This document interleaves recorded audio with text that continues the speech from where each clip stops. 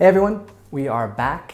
Today we're going to be doing something really fun. I had a comment the other week that I'm not sure if they were trolling or not, but they basically said that how do they put the film shots they take onto their phone?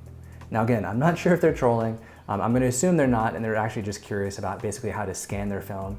Today we're going to be looking at how to take that film, those negatives, and put them into your phone, into your computer, basically how you digitize them so that you can share them with everyone else. So the way that I do it, there's a few different ways to scan film.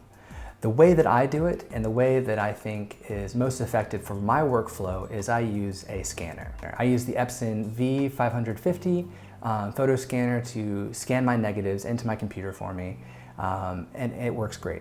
I think it's been a really nice process. When I upload my images, I usually get comments about how did you get your scan so sharp, and really it's the scanner. I know that some people use their DSLR to scan their film in. I've never done that because I've never felt the need to do it. The EPSON gives me everything that I need, so I don't really find the need to change that workflow. Now there are those of you out there, if you have another workflow, please by all means use it, whatever works for you at the end of the day. I'm just going to talk about what works for me. I didn't always like the EPSON, and the reason is I felt like I wasn't getting the right color, I wasn't getting the right tonal quality to the film that I was scanning. And it wasn't until that I discovered Negative Lab Pro that it really changed my attitude towards scanning with the EPSON.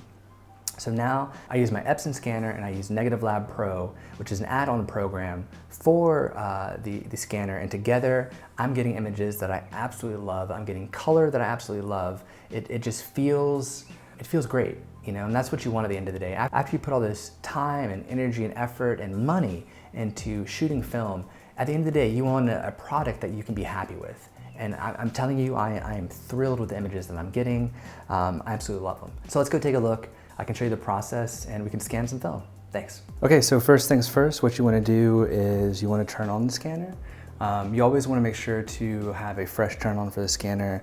It can be a little glitchy, so there's a few things I'm going to go over on how to hopefully not make it so glitchy. But the first thing you want to do is you want to make sure to turn it on.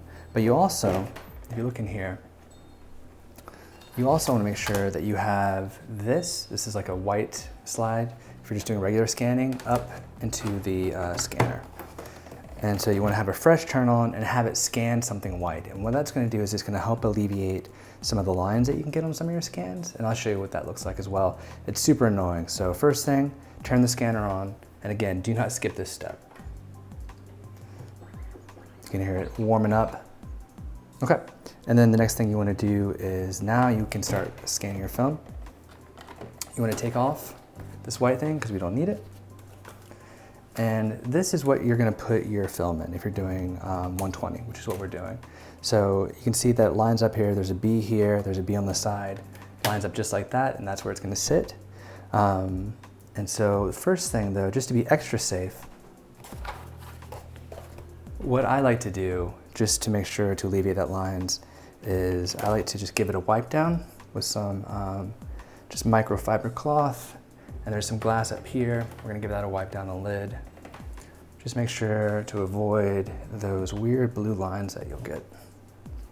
So next thing, we'll put this back in the little slot. We're gonna go grab our film. So we have our 120 film. I'm gonna open up the little lock here. It raises like that. And we're gonna slide the film into the holder. Just like that. We'll raise it up just a little bit. I'm gonna be careful not to get my fingerprints everywhere. We're going to lower it, it locks into place. And the way to tell which side of the film to scan, you can sort of see it, kind of. It's hard to tell sometimes. And even on older film, I scan a lot of older film, if you touch it, you can kind of tell. But the trick that I do is if the words are backwards, I'm shooting Kodak Portra, so it'll say Kodak Portra along the side. If those words are backwards, then I'm scanning the correct side of the film, because there's two sides of the film.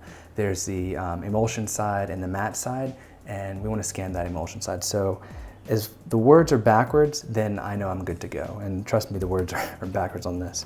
And then you just shut this down, and we go over to our computer and we get scanning, and I'll show you guys what that looks like now. Okay, so we're back. One of the things I do want to say, and didn't get a chance to do this before we put the film in, is this thing right here.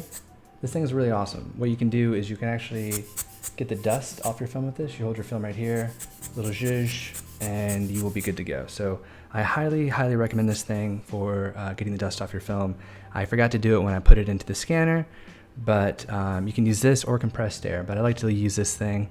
Compressed air makes me a little bit nervous to use on film, but I like this just fine. So get one of these things. These things are great. Okay, so what do we do next? Well, I'm glad you asked. So what we're gonna do first is we have our EPSON scan right here. This is the program that comes with the scanner. This is gonna do all of our settings. You wanna make sure that you're in professional mode because we are professionals. Document type is going to be film. And since we're doing Negative Lab Pro, they require a special feature on this. We're gonna be doing positive film. So I know what you're thinking, it sounds kind of wild, but no, we do positive film for Negative Lab Pro. That's gonna be the setting that we wanna use. I'm gonna use 48-bit color.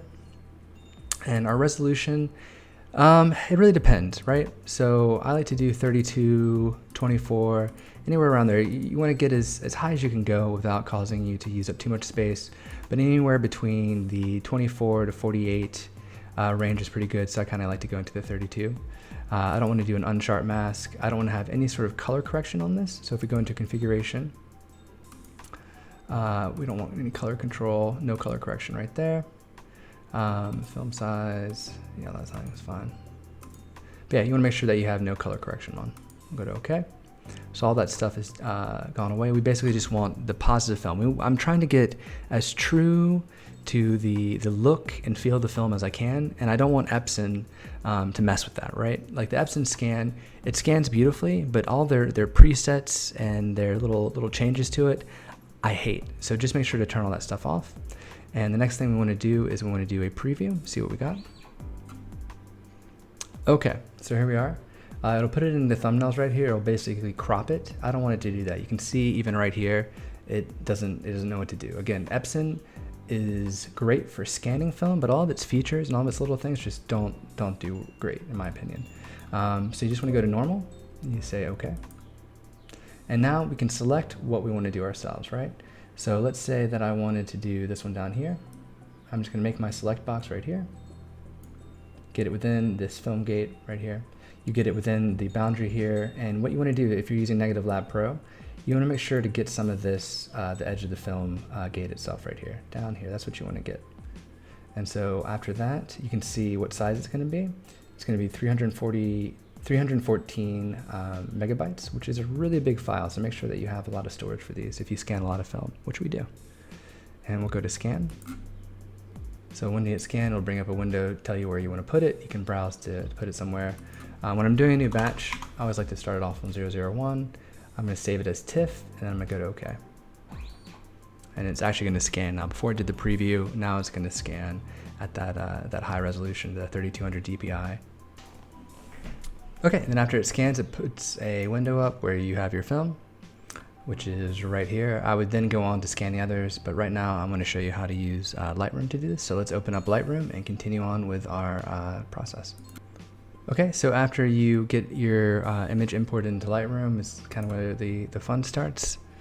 We're going to be using Negative Lab Pro. So the way you do it, it's kind of weird, but the first thing you want to do is you want to go down and you want to grab your white balance, and you want to white balance off of the film gate right here. That's going to change the image. And then what you want to do is you want to go over to File, Plug in Extras, and then you want to use Negative Lab Pro. And that's going to open it up. Let me drag it over so you guys can see. I don't know if you guys can see that, but you have some options right here. I usually just do basic color model, pre-saturation. I'll do very low. I don't want too much saturation. TIFF scan is fine. And we're going to go to convert negatives. And it's going to convert for us. It just takes a second. And we have our image. It's that easy. So then we can play around with this. We can, you have so many options to play. I highly recommend kind of going through and seeing which one's best for your image. usually like all soft, or sometimes I like to do highlight soft. This one's a little, I want to up the shadows in this one, actually. Yeah, I might shadow hard here. Raise some brightness, lower that. You have all your options here. And then the thing about this though is that if you're used to editing your film in Lightroom, you basically have to do most of your edits in Negative Lab Pro. So we're gonna just play with that. Get an image that you like. And then we'll just do apply. And there you go. That's all there is to it, guys. All right, everyone, that's all there is to it. That's how I scan my negatives. You know, that's allows me to take my negatives and put them on my phone, you know, like that one comment said. So hopefully this has helped you out. Hopefully you have a better understanding of how to scan using an EPSON, using Negative Lab Pro. Again, if you just want to try Negative Lab Pro, there should still be like a free trial where you can use it for 12 images. I highly, highly recommend you try it. Let me know what you think in the comments below.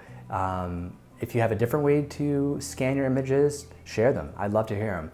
But again, this is what works for me. This is what works for my workflow, and hopefully it'll work for yours as well. So let me know what you guys think. Please make sure to like and subscribe. It really helps us out. And just remember, guys, the darkroom isn't dead.